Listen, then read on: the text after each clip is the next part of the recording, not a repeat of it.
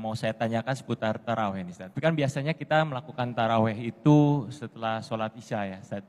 Nah, tapi karena alasan pekerjaan gitu ya, jadi kita nanti aja lah pas di tengah malam kita baru melakukan gitu. Tapi kan kita melakukan itu dengan alasan kesibukan pekerjaan. Hukumnya gimana, Ustaz?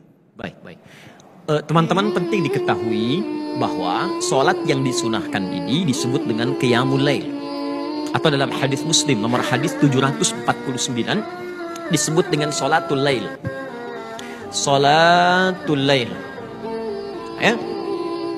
Sholat yang ditunaikan di malam hari. Nah, malam itu disebut dengan lail, batasnya adalah dari mulai ba'da isya sampai dengan menjelang ke fajar. Ya, menjelang ke fajar. Jadi tunaikan dari ba'da isya menjelang ke awal datangnya fajar. Itu disebut dengan lail namanya. Batasnya membentang jauh. Jamaknya disebut dengan layali. Lail, lela, lili, lala, layali. Itu malam. Ibu lela, ibu malam-malam gitu kan. Nah ini. Baik. Nah dari sini, kapan waktu yang terbaik menunaikannya? Banyak contoh dari Nabi. Ada yang mengerjakan langsung ba'da isya, masuk masih malam. Kalau nanti ada kesibukan misalnya, jam 8 masih sibuk, jam 9 saya masih terjebak macet. Saya sampai rumah tiba-tiba misalnya jam 12. Boleh nggak tunaikan jam 1?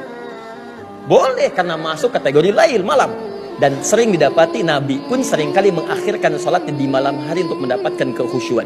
Beliau istirahat ba'da isya, pulang kemudian ke rumahnya, tengah malam kadang-kadang bangun, nah di malamnya itulah beliau menunaikan sholat malamnya. Dan itu banyak tersebut dalam hadis. Apa manfaatnya? Buka Quran surah ke-73 ayat yang ke-6. Ya, paling kanan di sebelah bawah.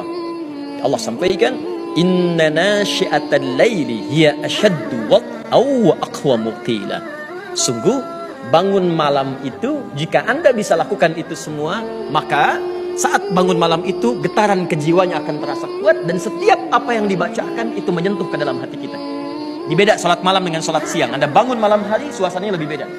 Makanya kata para ulama, kalaupun Anda ingin akhirkan kemudian salat itu sampai dengan ke malamnya, itu boleh dilakukan dengan catatan bukan karena malas dan menunda-nunda.